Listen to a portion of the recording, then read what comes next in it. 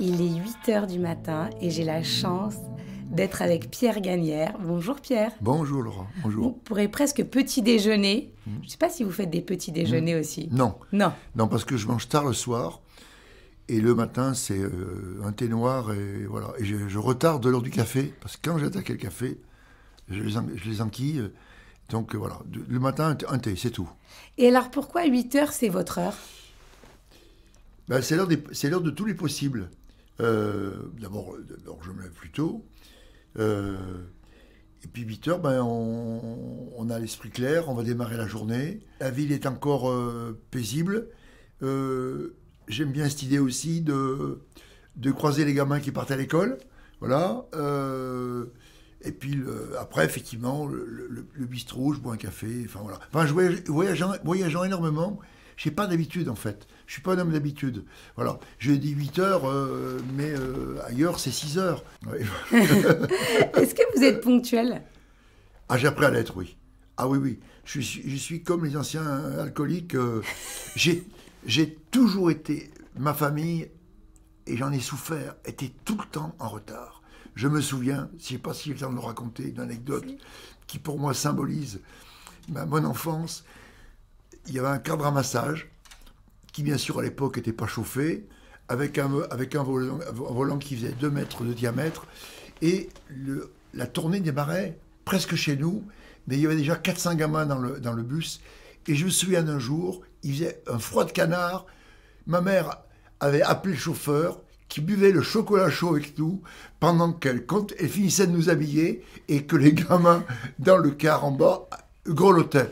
C'était ma famille, voilà, toujours en retard. Donc aujourd'hui, je mets un point d'honneur à être ponctuel. Voilà. Mais c'est pas facile, je me bats contre ça. Ouais. Est-ce qu'il y a un retard qui a déjà changé votre vie? Positivement ou au contraire, dramatiquement? Peut-être, oui. J'étais dans la marine. Le bateau sur lequel j'étais a été victime d'un accident assez grave, puisqu'il y a eu des morts. C'était dans le détroit de Gibraltar. Et j'ai adoré cette vie en mer. Et j'avais postulé pour être cuisinier sur le France. Voilà. Lors d'une permission, je devais rentrer à la maison. Et puis, je suis pas rentré, ou je suis rentré trop tard. Et donc, cette candidature que j'avais posée était acceptée. Et le rendez-vous, n'ayant pas de réponse, ma candidature est passée à la trappe. Donc, je n'ai pas embarqué sur le France, ce qui est un des regrets de ma vie. Mais j'ai eu d'autres choses qui ont fait que j'en suis là aujourd'hui. Voilà. Et donc, le destin, effectivement, il a bifurqué sur autre chose. Ouais. Et quel rapport vous entretenez avec le temps? On a une machine, une espèce de machine poétique à l'entrée du restaurant qui s'appelle « Prends le temps ». Voilà. Et ce « Prends le temps » dure, je crois, 2 minutes 53 secondes. Beaucoup de gens n'ont pas la patience d'attendre. C'est 2 minutes 53 secondes. C'est un temps suspendu qui part une vidéo, par de la musique, par du vent, vous emmène, vous capte dans une bulle d'un temps suspendu. Voilà. Donc le temps prend le temps. Voilà. Et accepter le temps long de l'apprentissage, de la réflexion, de l'échange. Et aujourd'hui, ce qui nous manque, c'est ce temps qu'on peut contracter de façon outrancière grâce aux objets qui sont le téléphone, qui sont des choses comme ça. Voilà. Et est-ce qu'il y a un temps que vous aimeriez ralentir, qui passe trop vite? Non, là, on n'a pas de prise sur le temps. Donc, c'est une mauvaise question. Jean de la Bruyère disait « Le temps renforce l'amitié et affaiblit l'amour ». Est-ce que vous partagez son point de vue? Ça, c'est une phrase d'écrivain. C'est un bon mot d'écrivain. Non. Peut-être l'amour physique, mais l'amour physique, c'est autre chose. L'amour, le vrai amour, au contraire, il s'enrichit, il se construit, il se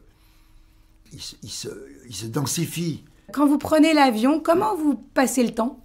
Parce que vous ne pouvez pas cuisiner, là. Non.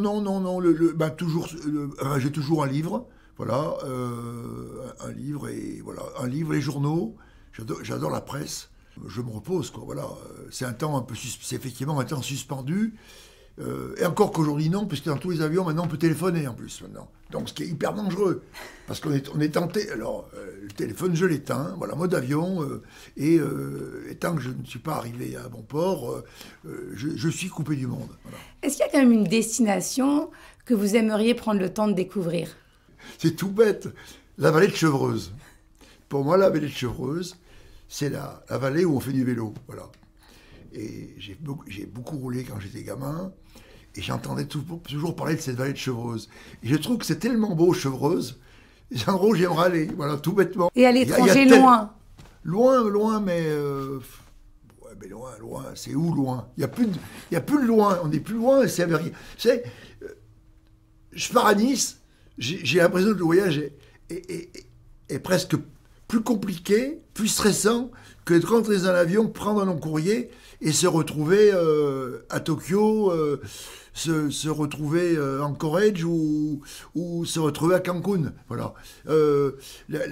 Et en général, les voyages se passent toujours bien. Où c'est très ennuyeux, c'est le départ avec aujourd'hui toutes ces contraintes de sécurité, le stress. Mais lorsqu'on est dans l'avion, ça déroule. C'est presque du... Oui, c'est du bonheur. Ouais. Et est-ce qu'il y a un lieu où le temps s'arrête? Peut-être votre cuisine, ou au contraire, il s'accélère? Alors oui, le temps s'arrête quand je cuisine. Parce que